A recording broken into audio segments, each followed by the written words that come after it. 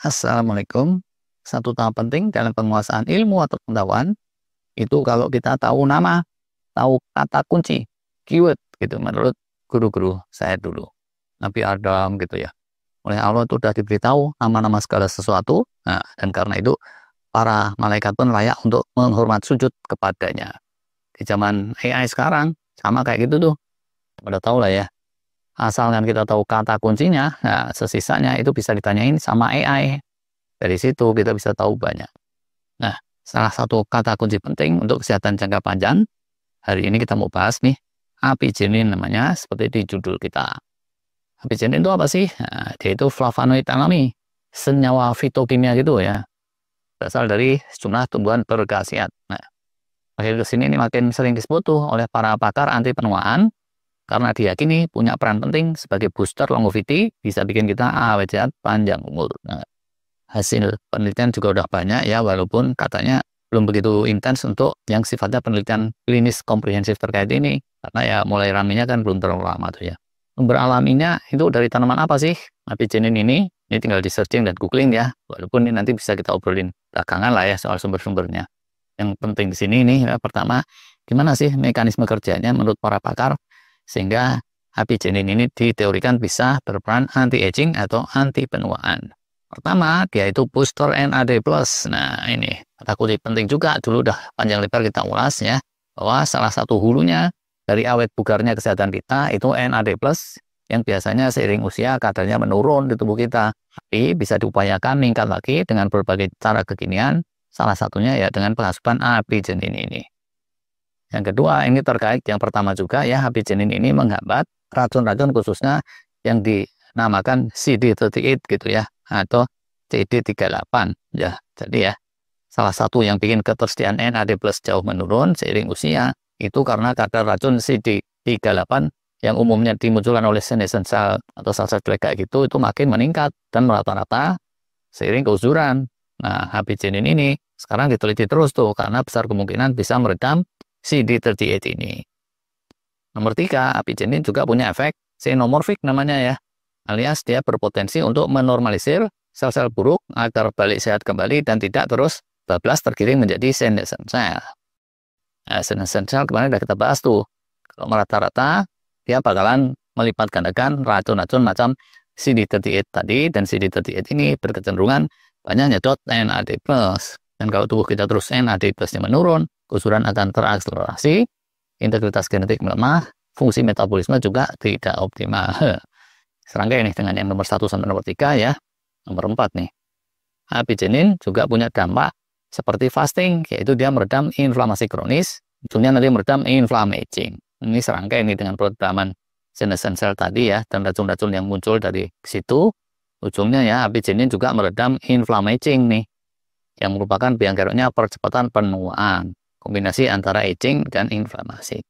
Nomor 5, dengan itu semua nih apigenin jadinya bisa juga dibilang menghambat kemunculan gangguan-gangguan degeneratif, ini penyakit yang ngeri-ngeri.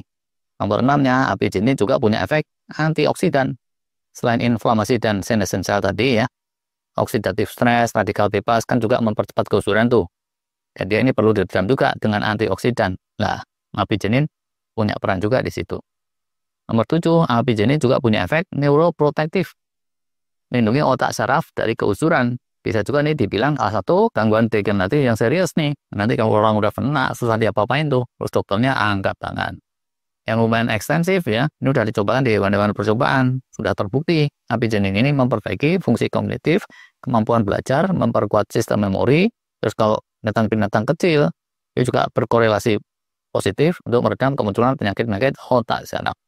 Lanjut nomor 8, apigenin juga diyakini bisa jadi salah satu stimulan yang memperkuat autofagi ya. Autofagi ini jimatnya orang-orang yang fasting kan ya. Dia bisa dipicu dengan puasa panjang, bisa juga dipicu dengan sejumlah stres positif dalam bentuk lain. Tapi paralel dengan itu, hasil positifnya bisa diperkuat dengan asupan suplemen tertentu. Salah satunya ya flavonoid yang mengandung apigenin ini. Nomor 9, apigenin bisa juga untuk menormalisasi gut microbiome.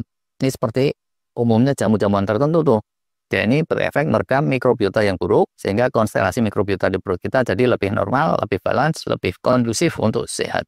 Nomor 10, Lanjutannya lagi, kalau beneran dia itu bisa sampai menormalisasi gut microbiome, biasanya dia akan menormalisasi tidur juga.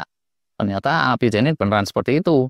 Dia juga bisa bikin tidur lebih berkualitas, dan ujungnya nih nyambung ke nomor 11 nih. Dia akan mempercepat proses healing dan rejuvenation. Karena kan tidur itu memang waktunya ya, untuk ngejenin healing rejuvenation. Jadi kalau tidurnya dapat booster, proses-proses healing rejuvenation jadi lebih efektif. Nomor 12, kita bisa mengadres ya hampir semua marka penuaan atau hallmarks of aging. Jadi ya, ini nanti tema berulang nih. Hal yang sifatnya punya dampak jangka panjang, seringnya nanti seperti apigenin ini nih ceritanya, lagi dan lagi. Kayak itu terus mengadres ke hulunya banget, terus dari situ efek domino terjadi. Manfaatnya terus jadi kemana-mana. Yang berusaha ngecek ke tingkat lebih luhur lagi juga ada tuh. Jadi ini membuktikannya juga nggak gampang ya. Nomor 13 lah ini ya. Apigenin itu disinyalir juga menormalisasi bio-instruction di tubuh kita. Kalau ikutin teorinya Dr. Michael Levin dulu tuh ya, dia meyakini bahwa segala sesuatu penentunya sebetulnya instruksi-instruksi biologis atau bio-instruction ini. Manusia tuh bisa dibikin super kuat gitu ya, siap tempur jangka pendek, tapi kalau giringannya ke sana, jangka panjangnya agak terkorbankan.